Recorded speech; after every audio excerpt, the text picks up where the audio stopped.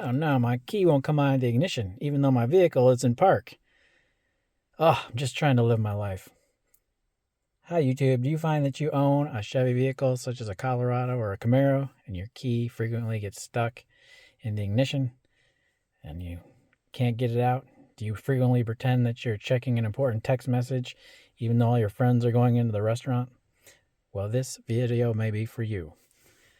And this video will show you how to install a release button or eject button that'll let you remove your key by interrupting power to the lock solenoid temporarily while keeping your safety features intact and not disabling the lock solenoid completely. Okay, we're going to remove the steering wheel shroud. First up, we got to get rid of separate the top cover from the bottom cover. You can use your pick to separate them there.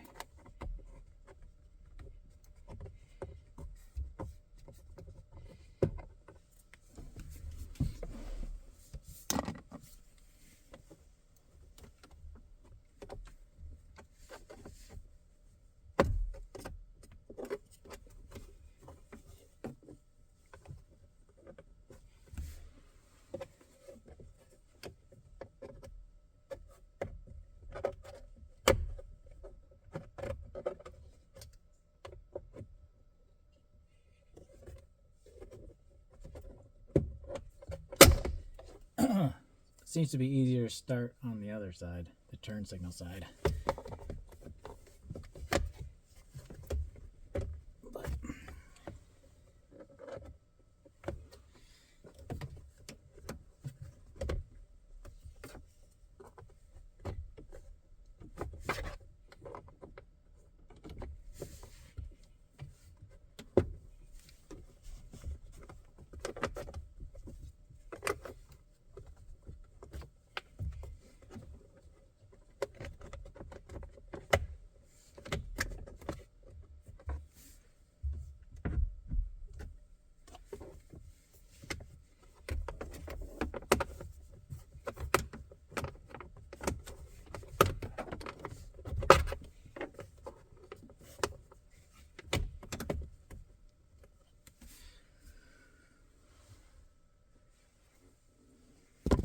Alright, once you have them separated, generally speaking, you can remove the 3 screws that are holding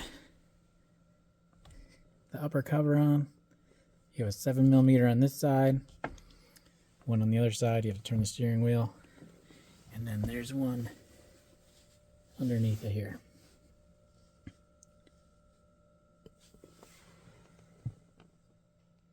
Next, you want to remove the connector that gives power to the lock solenoid. So you'll reach your finger up there and you'll feel a little lever. You can pinch it and pull it out. And now you have that connector exposed. Okay, now for the hard part, and that's splicing an extension onto the wiring harness. There's some type of wrap on here, so I'm going to have to remove that. I couldn't peel it off with my fingers, so very carefully I'm going to try to use a razor blade. Okay, now we're going to cut the purple wire. That's the positive, I believe. Right in the middle.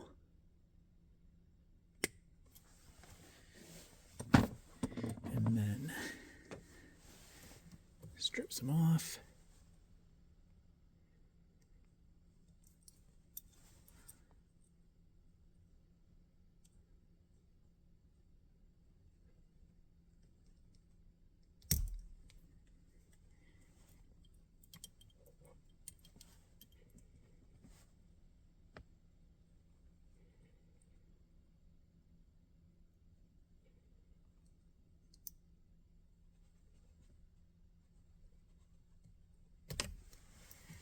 All right, and then we're going to splice in some wire that'll go to the switch. And for me, it came down to two options. One was these little lever clips, and these actually seem to lock on there pretty good, but you're going to need two of them. So I'm going to go with these heat shrink connectors, specifically the little 26 to 24 gauge. I actually ordered this. This is 24 gauge, I believe, wire, and I'm going to use that to splice on there. So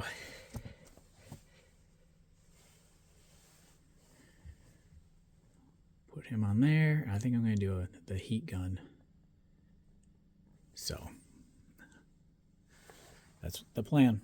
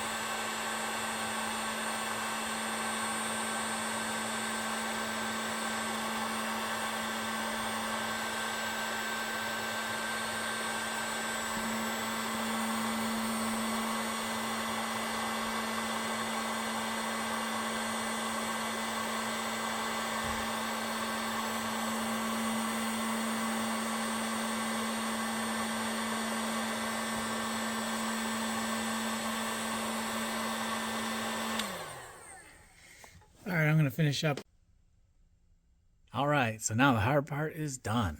So then we're going to plug in our connector back into the solenoid.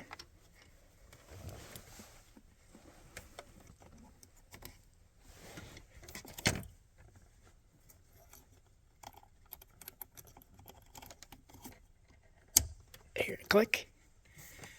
And you can tape up those wires. Couldn't think of a good way to do it without putting too much stress on them. I'll probably relieve some of it there too.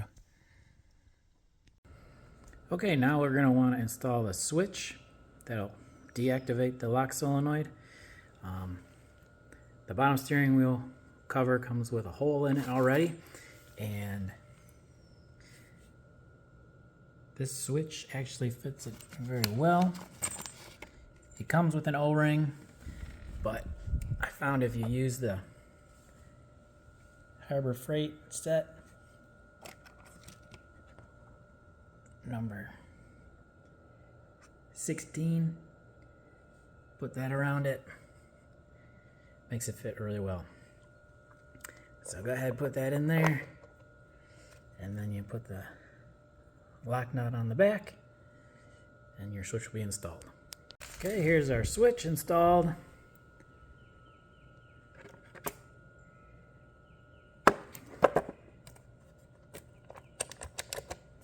Good for 1,000,000 clicks. Okay, now you have to connect the wire extension to the switch. It has those little screw terminals, so that shouldn't be very hard. I'm probably gonna Try to put the lower cowling somewhat into place before I do that, just to make it easier. All right, now that the wires are connected to the switch, just got to put the lower cover back into place.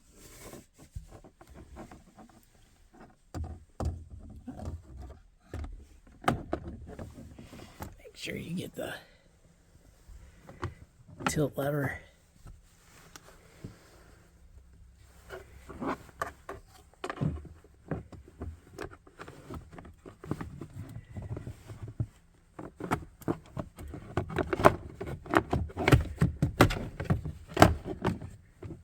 A little tricky, so I'm gonna do this off camera. Okay, installation tip. Make sure you put the 3 screws holding the bottom cover on before you attempt to mate the top cover with the bottom cover.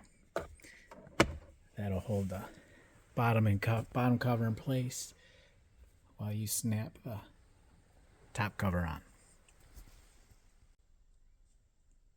Okay, now that you got everything back together, if the key gets stuck, you can just press on your ejection button. Now, if you did disconnect the lock solenoid, you can't remove the key while you're in gear. Like, you can't just pull it straight out. It's like locked in there. But you can turn it off while it's in gear and then remove the key. So if some passenger gets a little crazy and decides they want to pull out your key, they can. So that's what happens if you unplug the lock solenoid or zip tie it.